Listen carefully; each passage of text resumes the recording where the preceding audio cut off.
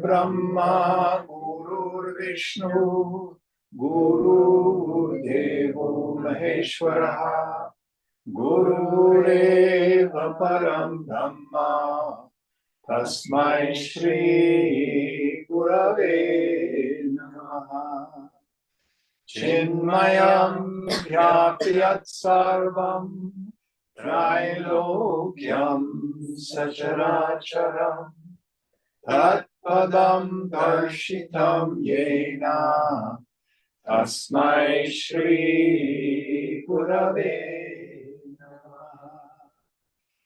Tvameva Mata cha Pita Tvameva Tvameva Bandhuscha Sakha Tvameva Tvameva Vedya Dravidam Tvameva Tvameva Sarvam Mama Deva Deva Tvameva Sarvam Mama Deva Deva.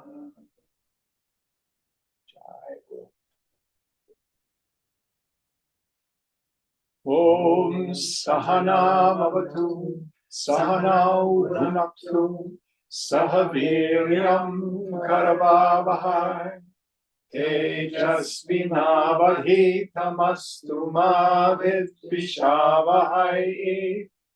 Om Shanti Shanti Shanti.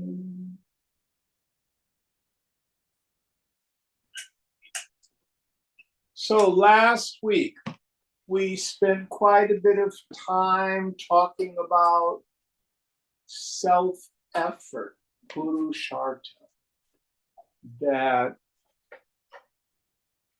we must do the work. And Shankara, in a polite way, strikes at these romantic notions that, oh, somehow somebody else is going to do it for me. Sky Daddy's going to save me. Doesn't work that way. So what verse are we on tonight? 67. 67. Are you chanting? No. You're chanting? Sure. Okay. Section 16, discussion on questions raised. Okay. Now, what were those questions? There were 7 of them. Is garlic good for you? Was that one of them? What were the 7 questions? What is bondage? What is bondage? How did it come to be? Yes. How does it stay? How has it come about? How does it continue to exist? How do we get out of it forever? How do we get out of it completely? What is the self? What is the not self? What does that mean? Very important pronoun here. What is the not self? It's an it. Next one.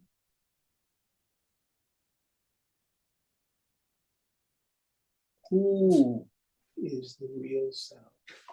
Notice the difference in pronoun. And number 7, what is the process of discrimination between the two? So now the Guru is saying, good questions. Let's see what he says. Yes, yastvayadhya krita prashno variyachastra vanmataha sutra prayo nigudartho jnanavtavyascha mumukshivihi. The questions which you raised today are excellent, accepted by well-versed in the Shastras, aphoristic, full of hidden meaning, and such that they are fit to be known by all seekers. Yes, so the seeker here, he calls him a mumukshu, a seeker after liberation. So what is the point?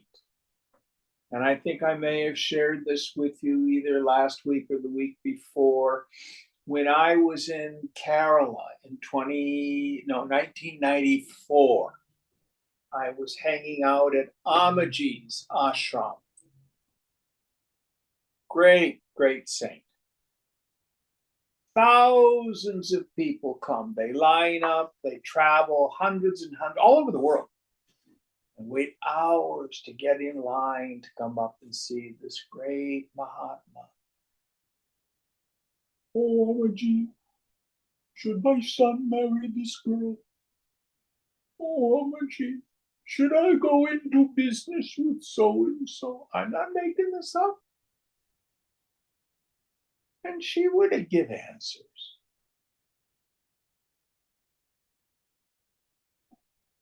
But those are not the questions to bring to the teacher. You can. But those are not questions that will ultimately lead you towards moksha. It's these 7 questions. So here the Guru is saying, now you're subtle enough that you're asking the right questions. Not only do I think so, but that's also what the scriptures say. Next verse.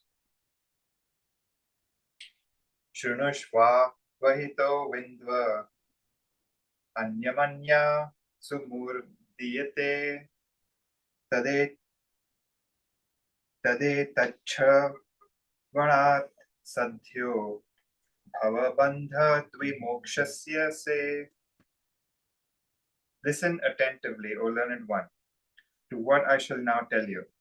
Listening to it, you shall immediately gain a thorough liberation from the bondage of samsara. Ooh, this is good stuff, this Vedanta. Listening to it immediately, liberation. Now, the kavayat is the very first word. It is a technical term. Shrunahu. Listen. So it doesn't just mean, well, I'm on my phone. What did you say? You know, it's not that kind of listening. It means when the mind is incredibly still and quiet. And we follow the Guru. Go where in the breaking open of the scriptures the Guru takes us. Ideally, what happens? We get you tuned up. The Vedanta will tune you up. Sometimes the Guru helps a little bit.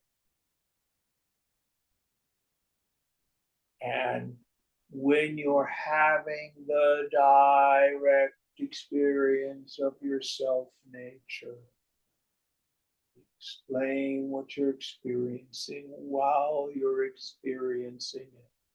So your understanding and your experience come together at the same time. Gita calls this jnanam vijnanam cha. Understanding and realization. Other scriptures will call it paroksha jnanam, indirect knowledge, aparoksha jnanam, direct experience.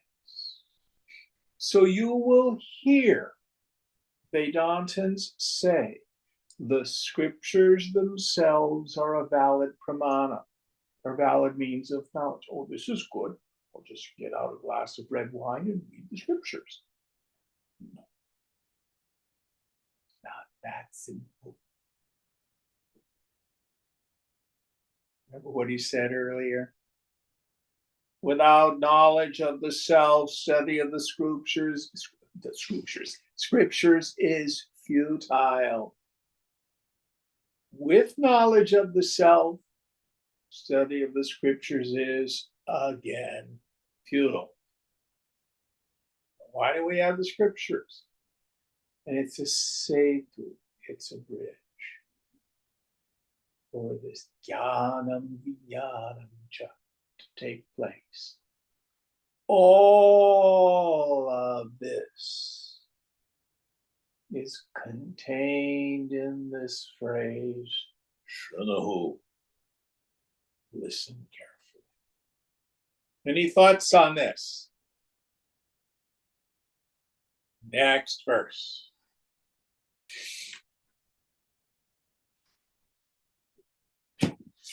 Mokshasya hetu pratamo nigadyate vairagyamantyanta nitya vastushu tata shamaschapi damastitiksha nyasa prasakta khila karmanam bhrisham. For liberation, first comes extreme detachment from finite objects of sensual satisfaction. Then follows calmness, self-control, forbearance, and complete renunciation of all selfish actions. Yes. So, what we need to do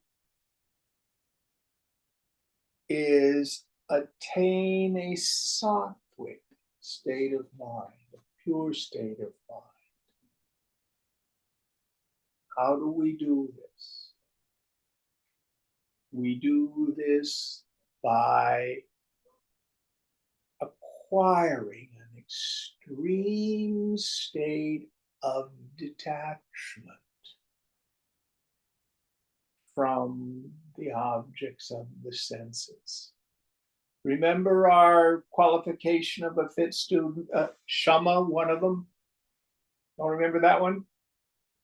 That peaceful state of mind which rests in steady contemplation of the goal, after having again and again detached itself from the chaos of the sense objects through a steady observation of their defects.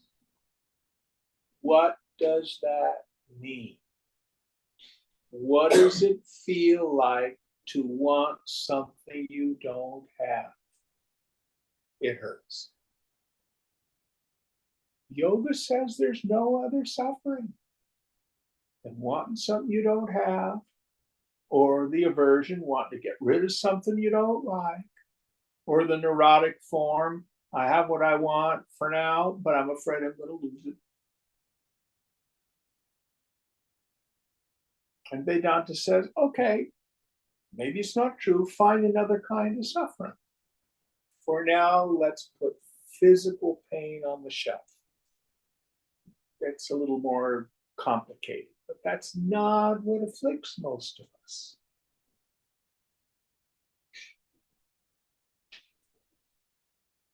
Sargadatta Maharaj says, worldly pleasure and suffering are the same thing, like the heads and tails of a coin. If we invest our happiness in a worldly experience, we will suffer.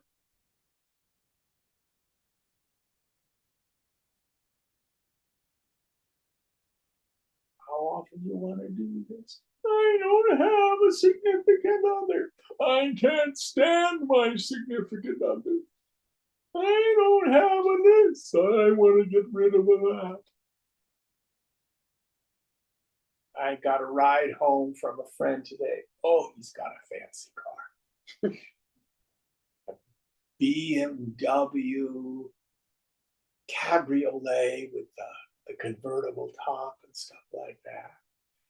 So he's teaching a friend to drive who drove over a curb and popped the tire.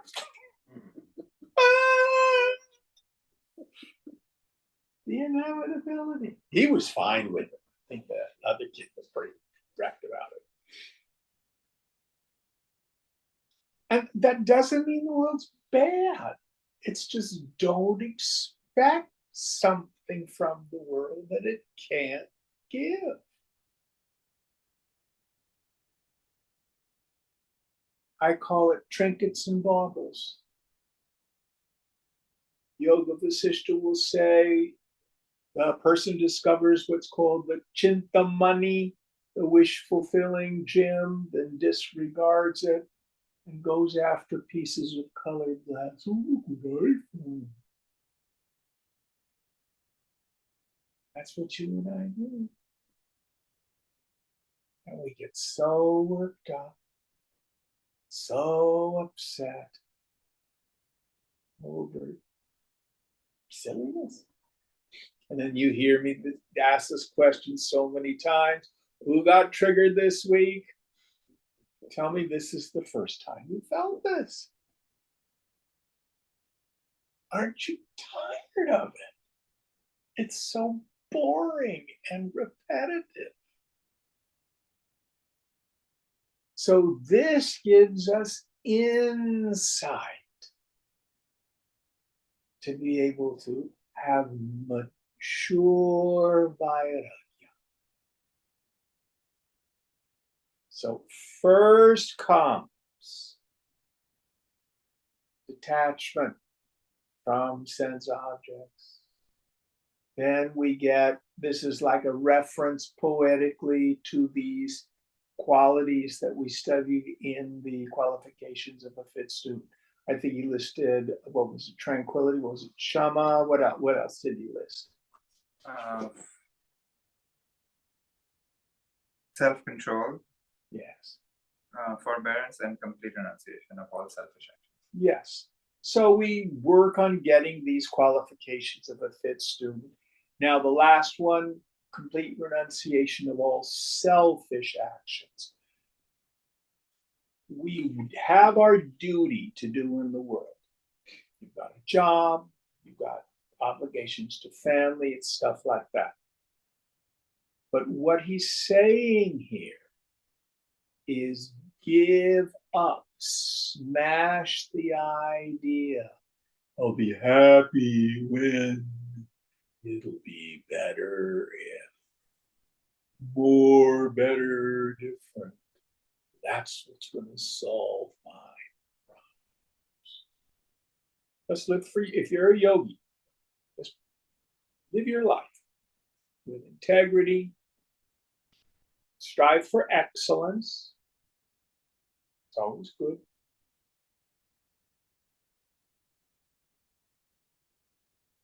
But don't invest this illusory belief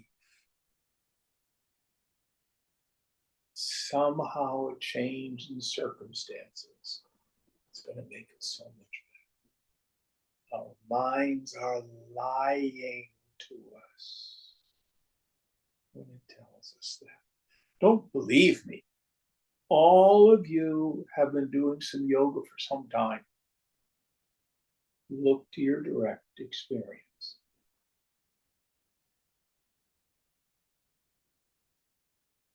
All right, any thoughts on this? I have a question, Yes, ma'am. Jim, about noticing when like something is, goes wrong, quote, and just sort of dismissing it, or noticing little negative thoughts that come up and just like, no, thank you. I sometimes wonder, is like that repressing it or suppressing it? You will know if you're suppressing it because you get depressed. Okay, well That's your key. that doesn't happen. So, Yeah. Okay. Right. And that doesn't mean we don't want to learn from our worldly mistakes. Mm-hmm. Let me see if I can use a worldly example. So when you're in the kitchen, in the restaurant, and you're training a new chef, and they make a huge mistake, do you beat them up and scream and yell at them and tell them they're stupid and you're going to dock their pay? No, What do? this is the right way. Let's do it this way from now on. Yeah. And they may go, oh, I'm a piece of crap. Don't they do that? Sometimes, yes. Right, yeah. So they see, you can make corrections in this world Mm-hmm. without all that craziness. Without the drama. Yeah. Okay. Thank you. You've managed. You come into work and 3 or 4 members of your staff are calling in sick. First time that happens when you're a new manager, right? Mhm. What do you do after you've been running a restaurant for 25 years? You figure it out. That's, running a small business is crisis management. Mhm. That's what it is, isn't Right, it? Right. Yeah. Yeah. Okay. Thank you. It's funny. Yoga is profoundly practical wisdom. Mhm. These things are so useful in the world. It's actually really helpful to look at running my life the way I would run a business. Yeah. The less drama, the better, and being oriented towards what works. So sense. so it's a Saturday night and you're expecting a full house at the restaurant and there's a huge storm and you have 4 tables. How many times does that happen? More times than I can count. What first time, I'm gonna be pushing a shopping cart, Isn't that what happens in the beginning? Mhm. Yeah. And then what happens after 25 years? Like, oh, okay, we'll figure it out. Yeah. That's a very good metaphor. Thank you. Very helpful.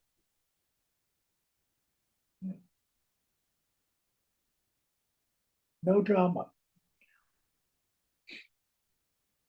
And it doesn't mean not to engage life.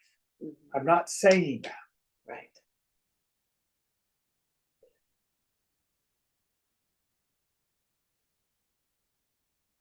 And back when you had Rivoli, wasn't it a pleasure when customers would tell you how much they enjoyed the food and the ambiance and the service? Yeah. Yeah. Probably far more rewarding than the cash receipts at the end of the evening. Yeah.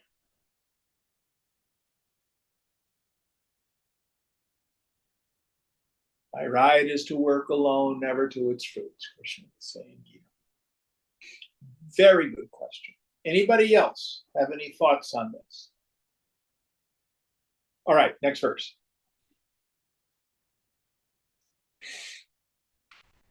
Tata Shrutistan Mananam Satatva Dhyanam Chiram Nitya Nirantaram Munihi Tato Vikalpam Parametya Vidva Nihaiva Nirvana Sukham Sarmichiti. Thereafter comes hearing, then reflection on what has been heard, and lastly, long, constant, and continuous meditation on the truth for the Muni. Ultimately, that learned one attains the supreme Nirvikalpa state and realizes the bliss of nirvana in this very life. Yes. So here Shankara enumerates these classic 3 stages of Vedantic practice. Notice that we get these practices for purification first. My old standard metaphor of the knife sharpening and slicing the tomato. This last verse was knife sharpening. This one's getting us into slicing the tomato. So they are Shravana, hearing. So we not only hear the teaching from the Guru, but we can hear, those are air quotes, with our eyes. Nowadays, you can read the text, read Swamiji's commentary. Then it's followed by mananam. Mananam means thinking about it, reflection on it. We need to convince ourselves of the veracity of it. One of the things I love about Vedanta, unlike some of the New Agey stuff I did before I got to Vedanta. The New Agey stuff wanted me to believe in things. Some of it didn't make a whole lot of sense. You know, as one teacher says, she's the second coming, the reincarnation of Jesus, is when I started to go, okay, I'm not sure I'm in the right place.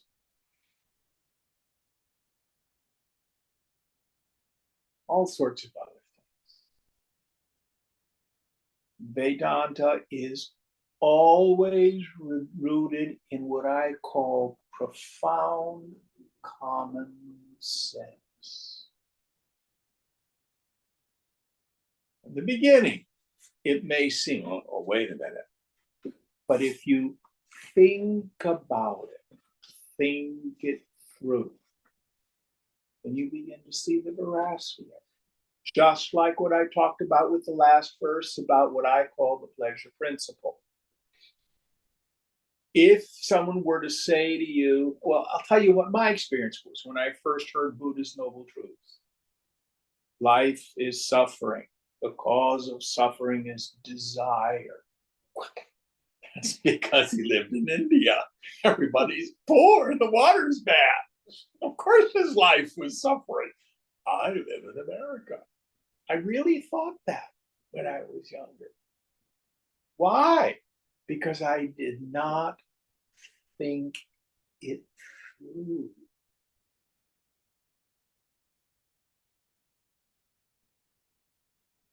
I had prejudices.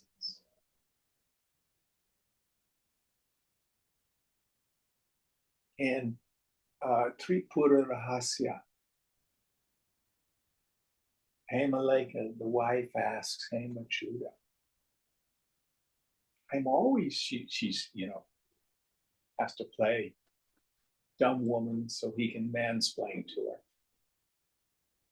I'm always trying to figure out, where is happiness? And I have yet to really figure it out. Well, that's simple. You're obviously just a silly woman. Getting what you want makes you happy. When you don't get what you want, you're unhappy. Even animals know that. And she goes, oh, is that true? And then she gets him to think about it. Manana. The mananam is important because then we develop the intention, the subhaj, the auspicious desire to put in the work. Does he use nididhyasana? Is that what the term he uses? It's usually what it is. For which one? Contemplation? For long and continuous meditation. Nityam Dhyanam. Nityam Dhyanam, same thing. Long meditation. It's essential. You're not going to get enlightened by watching YouTube. You're not going to get enlightened by going to lecture after lecture after lecture. Hearing, thinking about it, and long and continuous meditation. Now, Shankara is in the school that says nirvikalpa samadhi is of value. Some schools of Vedanta say it's not necessary. Shankara in this text says it does. It is. Swamiji certainly said it was valuable. What is nirvikalpa samadhi? Nir means without. Vikalpa means a movement or a perturbation in the mind. Sama, this is the etymology I like. Sama means same. The means mind. So absolute equanimity of mind when there is no thoughting.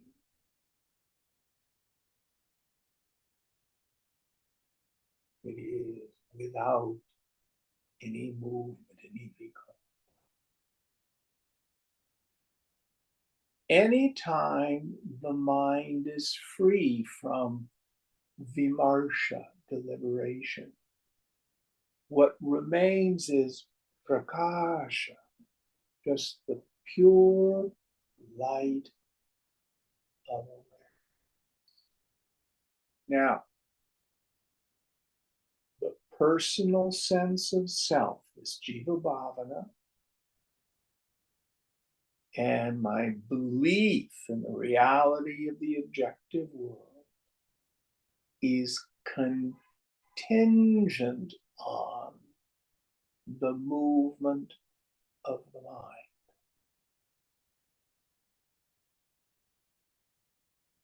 Stop the mind, and you stop the world.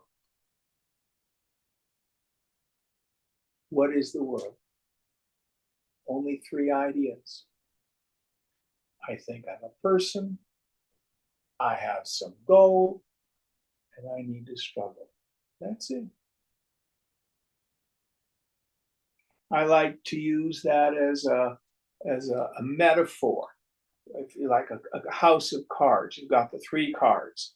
And then as a kid, I used to do that. And you try to build a tower with playing cards. Any of you do that as kids? Yes, no? Yeah. Okay, the whole structure is built on just those three cards. You take any one of them out, what happens? Whole thing comes down. So you can work on it this way. I'm going to give up smoking. Oh, I'm going to stop eating meat. I'm going to become dairy free. I'm going to try to give up gossiping. It's like taking off these little cards at the top. Well, there's an infinite number in this card castle. But the foundation, I think I'm a person. I've got to go, and I have to struggle for it. If you pull out any one of those three, the whole structure comes down. This happens clearly in Nirvikalpa Samadhi. Swamiji used to say, when the last thought is thoughted, before the next thought starts thoughting. Any time the mind is free from that vimarsha, that mentation, it's samadhi. Don't go looking for some experience. It's not like dropping ecstasy or LSD. And the attentive faculty of the mind has to be turned within, so you notice when the mind stops. Actually, people experience samadhi all the time. We call them fleeting samadhis. The example I like to use is people coming home from work and they're on the BART train and they're really tired. And they're holding on to the strap of the crowded train and they space out. And when their mind comes back, their friend says, "What were you thinking about?" "Oh, I know, I just spaced out." What did they realize? Back of BART seat. Because their attention was focused outward when the mind left and when it came back. When the mind returns from samadhi, then it has this aha. oh, there's nobody there.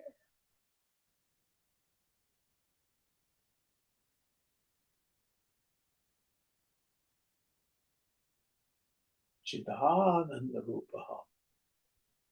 I'm of the form of bliss consciousness. I'm not a person. Where did it go? It was there a minute ago. Gone.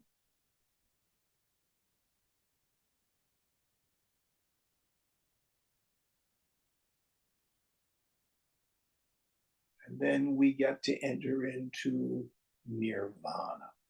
Nirvana is a Hindu term stolen by the Buddhists. Good term. It literally means blown out. So the metaphor is with a candle or a lamp. You've got the flame. The flame is egoism, I, me, mine. It is not a solid thing. That's why it's such a great metaphor. A flame is a dynamic event. And it has fuel. Fuel is either the wax or the oil. It's the constant oxidization. But it can look like a solid thing. In a room that has no wind and is very still, you look at the candle flame and it looks like it's something solid sitting on top of the candle. But it's not.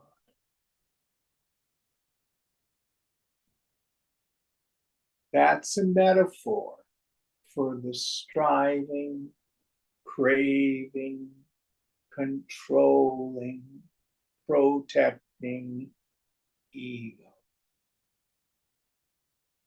I don't have ego, Jim. I just get annoyed a lot. And the world out there doesn't really behave. It doesn't do what I think is a good idea. And I keep trying to tell people what's good for them and they just won't listen. But I don't have any ego. Foolishness.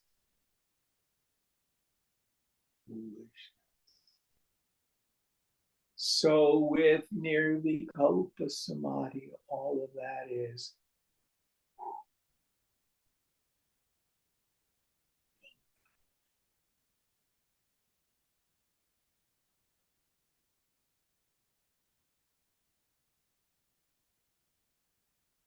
so in this couple verses, Shankara gives us a thumbnail of what is the path and what is the goal. Any thoughts? Jim, I had a question about, so you said this is the teak. You said, okay, we learn, then we reflect, and then we do long meditation on it.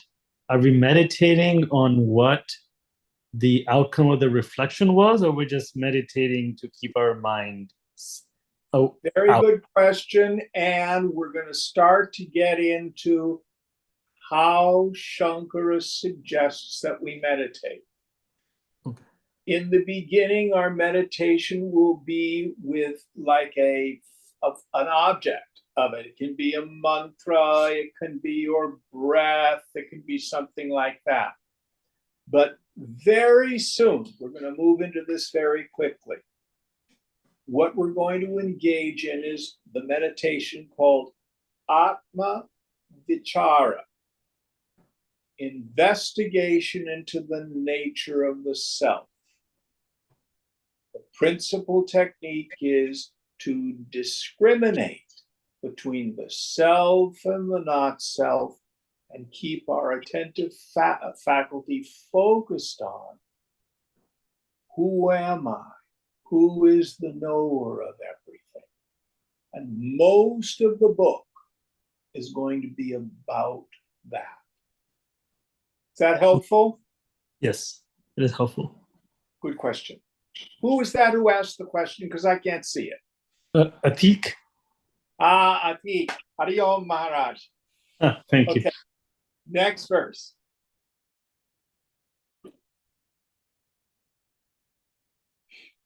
Yadbodhavyam tavedanim atmanat vivechanam taduchyate maya samyak shrutvat manya vadharaya. Now, before you do the English, Atik, one of the things that you'll find with Shankara, he will put forward an idea and a doubt will arise. And then it's like he reads our minds. He will then answer the doubt in the next verse or two. So let's see what it says. Let's see this. Okay. Now I am going to describe the discrimination between the self and the not self most elaborately. It is what you ought to know. Listen to it properly and receive it well in your mind. Yeah. So now he's going to give us how we do this meditation. Atman, anatman, vivechanam. Now the word vichara comes from the root vich, which is actually means to winnow, to separate the wheat from the chaff. So we're going to separate the not self from the self. Why? Remember way back when we talked about our problem is ignorance. What is my ignorance? Remember we talked about adhyasa? Who remembers what adhyasa is? Superimposition. In my spiritual ignorance, I attribute to myself the qualities of the not self. They're not really mixed up. It's just a confusion in my mind. So now we're going to start on a process of undoing all those misunderstandings. Let's see if I can give you an example. You go to a party and someone comes up to you and they say, "Oh, tell me about yourself." What do you usually say? Well, maybe where you were born, where you were educated, what kind of work you do, whether you're married or not, whether you have kids, where you've been. Isn't that how we normally think of who we are? And Shankara is saying that makes about as much sense if someone says, "Well, tell me about yourself." Well, I'm the car outside. And before that, I was a bus. If you said that in a party, people say, "Hmm?"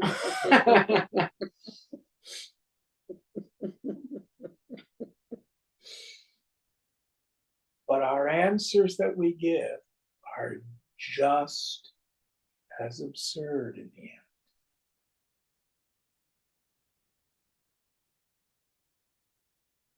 I have a friend who likes to say, "Well, I finally realized who I am.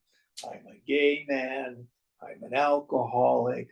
I have gifts around music and theater, and I have difficulty in my relationships with people. That's who I am."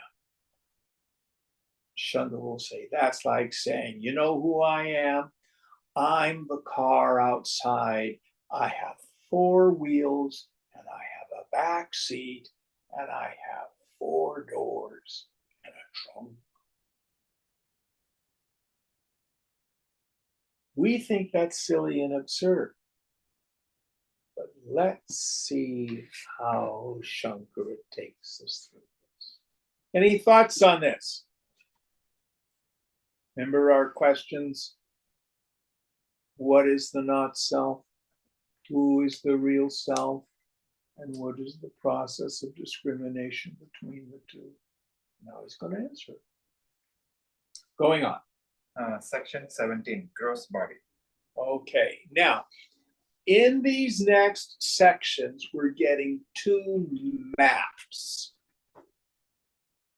Map is not territory. So, for example, you can go online and you can search for Marin headlands, and you can get an elevation map, tell you what the height is, all up to Mount Tam and stuff like that. Or you can get rainfall totals in different places annually. Or you could get a map of the roads. None of these is the same as driving up to, say, Mount Tam, getting out of the car and looking. That's territory. The others are maps. So don't get too caught up in this, because different spiritual traditions have all sorts of different maps. Well, do we have 3 bodies or do we have 7? Do you have 7 chakras or do you have 12? What's the grossest of the gross bodies? You know, is it the body of my affairs or my physical body, etc., etc.? Don't worry about it. All of these are map territory. Do you understand? These are just ways for us to look at what this thing called a human being is. So the first one, the stula sharira, the gross body. Now, let's define some terms. In this literature, we have 2 Sanskrit terms, stula and sukshma. Stula means gross, sukshma means subtle. When we say gross, we don't mean, ew, it's dog poop, it's gross. Subtle means, oh, that's like quantum physics, that's too subtle for me. It doesn't mean that way. These are vibrational terminologies. Gross means more dense. Subtle means more refined. We take water. The grossest form of water is ice. The subtlest form of water is water vapor, steam. In between, we have liquid water. Ice is more gross than liquid water. Liquid water is more subtle than ice. Steam is more subtle than the water. The low notes of the piano are grosser than the high notes on the piano. It's a vibrational difference. Is that clear to everybody? Any thoughts or questions about those terms? So now we're going to go into the stula sharira. Sharira just means a body. The gross body. Okay, going on. Jim, there's 2 verses together. Should I read them both? Yeah. Majja sthimeda paralakta charma tvaga yaidhatu bhire bhivantam padoruvaksho bhujaprishtamaktai rangai rupangai rupayuktametat aham mameti prathitam shariram mohaspadam sthulamiti yate budhai na bhavo na bhasva drihanam bhumayah sukshmani bhutani bhavanti tani.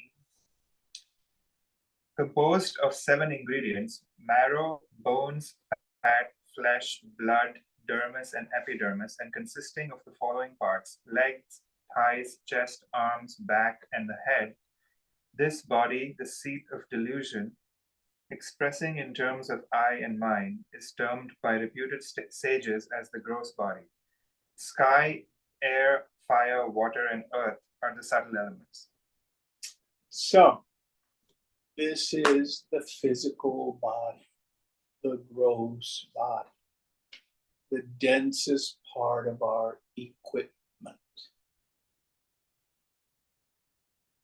When you were a child, you had a little body. You went through adolescence and your body changed. You became an adult, your body has changed again. Some of us are on the backside of the slide. Body's changing a lot. Well, Huh? I said, well,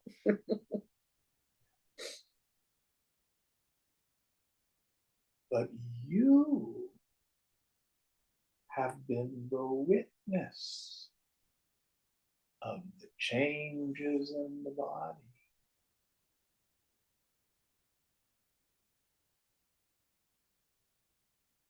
You are ever the witness of it, the watcher, the observer.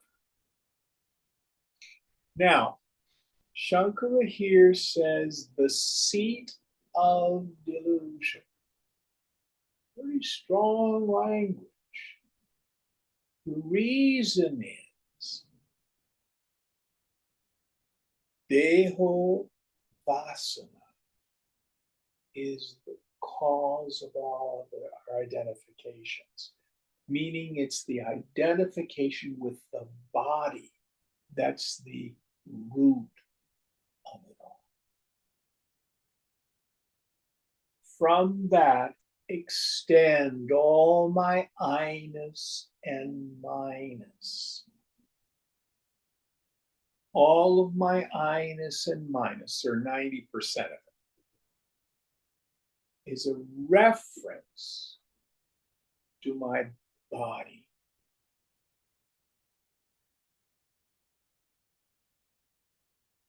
And it's the hardest one to break, that identification. Now, any thoughts on this before we go on? Here, Shankara moves us into an understanding of the tanmatras, the elements: earth, air, fire, water, and the word in Sanskrit is akasha, sometimes translated as ether, sometimes as sky, sometimes space. I struggled with this when I was first studying this text because, earth is not an element, sky is not an element, helium, oxygen, carbon, argon, uranium, these are elements. And I didn't understand. This is very subtle, so listen carefully. This idea of the 5 elements is all connected with yoga's understanding of perception. And the best way for me to explain it is to go to our direct experience. So those of you who are here in the living room, if you look at the coffee table is made of wood. Wood is largely cellulose. This is wood that's been shaped. Wood of the coffee table is different than the wood of the end table. They're both wood, but they're different. Cellulose is largely carbon. That's how we would break it down to the elements from our worldly understanding. But let's say we're all perceiving this table in the dream state at night. Wendy had a dream about me was it last night? No, 6 months ago. Oh, okay. You just slow dream. But let's say you had a dream that you were sitting in my living room and you saw the coffee table. What would you make the coffee table of your dream out of? It's not made out of wood. It's made out of seeability, tasteability, touchability, hearability, smellability. You know, did I spill salsa on it or does it have lemon oil on it? And the combination of those elemental things is different than the perception of the end table or the chair or the lamp. So what Shankara will get into is what we call the Pancha Karanam, the fivefold combination, Karanam, fivefold division and subsequent recombination of the elements, what they say. So these 5 basic elements which have to do with perception. Earth is you smell the earth. Air, wind on your skin, touch. Fire, I can see it. Water, you taste the water. And space, ding, sound occurs in space. So the dream table is a combination of seeability, hearability, tasteability, touchability, smellability, the 5 elements. But with every object in the dream state, they divide and recombine in a very specific way, which gives us the perception of a specific name and form. Now listen very carefully. The difference between the coffee table of my dream and the coffee table of the waking state is not, oh, this one's real and that one's imagination. The one in the dream is sukshma, subtle. And the one in the waking state is stula, gross.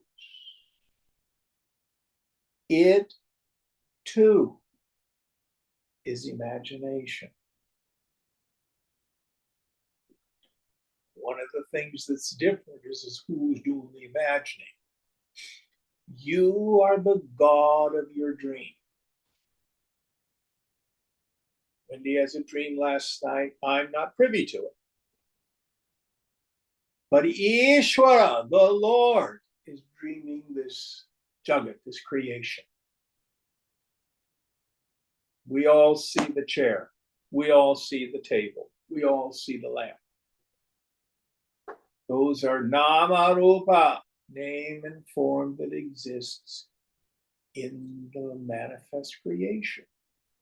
But they ultimately come about just like the dream. It's just that Ishvara is doing the dream. Now there's enormous implication to that. Now, when you have a dream, to the dreamer, you've got a dream body, you peep out, you see a dream world, and inside you have thoughts and feelings, and to the dreamer, you are convinced it's real. When you were in the car and the people went through the pothole and they all got thrown out of the car, it seemed real, didn't it? Mm-hmm. Yeah. You did not discern its unreality until you woke up.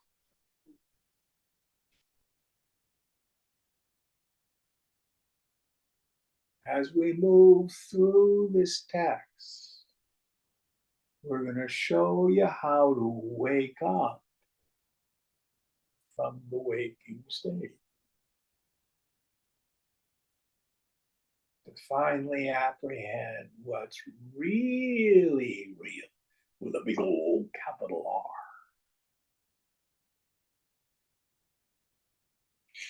So here, Swamiji just starts us on this journey. That's Swamiji, I keep saying that, it's Shankara. By talking about the tanmatras, the 5 elements, who with their subsequent division and recombination comprise the gross world and your gross body. If this is difficult, don't worry about it. Just put it on the shelf. And this whole idea, when we bring it around again, see if it sinks home a little differently. Any thoughts before we go on? Next verse.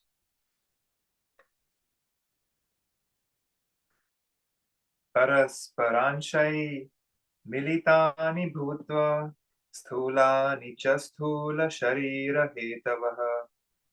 मात्रास्तदीया विषया भवन्ति शब्दादय पञ्चसुखाय भोक्तुः.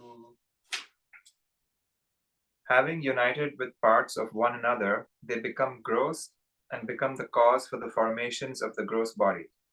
Their subtle essence constitutes the sense objects, 5 in number, such as sound, etc., which contribute to the enjoyment of the experiencer, the individual ego. Yes. So these 5 elements, it's like when light hits a prism and it refracts into the spectrum. So what happens is that the consciousness will refract into 3 things: an individual knower, the phenomenon of knowing, a pramana, means of knowledge, and an object of knowledge. I, Jim, through seeing, cognize the table: knower, knowing, and known. I, Jim, through smelling, cognize the fragrance of the incense. Go through all the 5 senses that way: knower, knowing, and know. This is called the triple T, the triple factor. It is nothing more than the division and recombination of these tanmatras, meaning it's the Vedantic notion of sense perception itself. Now, I'll begin to give you some of the implications of this.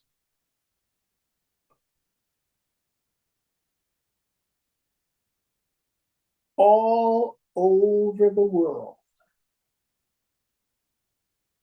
there is evidence of what we would call miraculous events. There are great Mahatmas, great gurus in India. There are all sorts of evidence of them doing all sorts of miraculous things. We have stories of Jesus walking on water, healing the sick, turning water to wine, loaves and fishes. Even today, people will go to Lourdes in France, get healing. Every sacred tradition has stories and experiences of people having things happen that seem to defy our understanding of physics. Did you actually see the Shirdi Sai Baba Murti do the vibhuti? No, I didn't. But you have friends who they're not crazy, right? I don't think so. Tell them what they saw. Well, one of my family friends has a murti of Sai Baba and Murti's a statue. a statue of Sai Baba in their house, and sometimes they would just find vibhuti at the feet of Sai Baba statue. And vibhuti is sacred ash. There's some other stuff, like they would keep a box of sweets, and next morning there's a little bite in one of the laddus, and they find a little bit near his mouth. Yeah. That's those stories too. Why? Because the world is far more plastic than we think it is.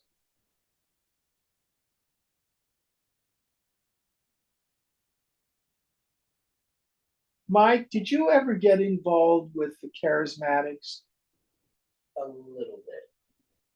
And they certainly, charismatic Christians, there's charismatic Catholics as well as Protestants, but many of them claim they speak in tongues and they have the gifts of the Spirit, but they also talk about laying on of hands and have miraculous healing. Did you talk with any of them who experienced any of that stuff? Oh, I've seen people who said they've been healed from things. Yeah. Yeah. Yeah. Is it superstition or not? Well, you have to believe in Jesus for it to happen. What about Shirdi Sai Baba? Or Satya Sai Baba had all sorts of miraculous things. How do they do it?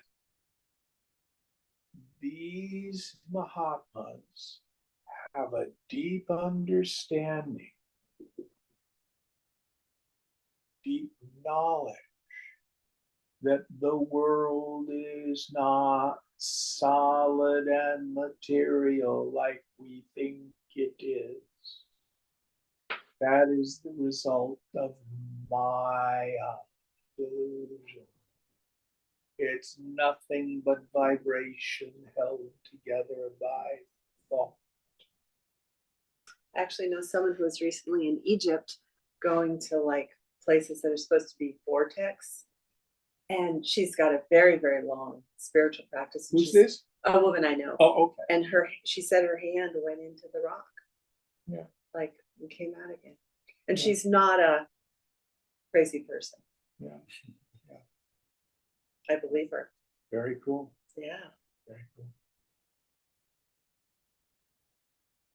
And the reason these things happen is because the material world isn't really solid. And actually, quantum physics is beginning to say the same thing. Physics and spirituality are just so close to coming together. So, what is this world? You know, one of my favorite mantras, Sarvam Kalvidam Brahma. All this is cream cheese. Is that what it means? Sarvam Barely Kalvidam Brahman. Brahma. What's it mean?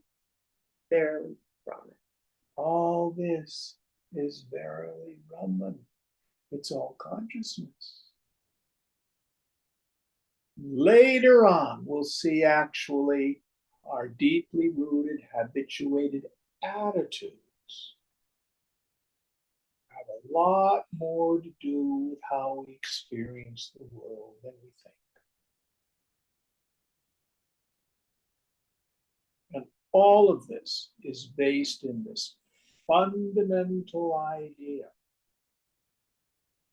that the gross world is nothing but seeing, hearing, tasting, touching, smelling, grossified as knower, knowing, and known. Just like it is in the dream. It's my one unified mind that shows up as the dreamer with my dream eyes, and I have dream seeing, and I see dream cars. It's Advaita. It's not two, it's one. All right, we'll stop here with this. Hopefully, we've shaken your belief in physical reality. What verse are we on for next week? 75. Om Purnamada Purnamidam Purnat Purnamudachyate Purnasya Purnamadaya Purnameva Vashishyate. Om Shanti Shanti Shanti. Hari Om Sri Guru Pyo Namaha. Hari Om.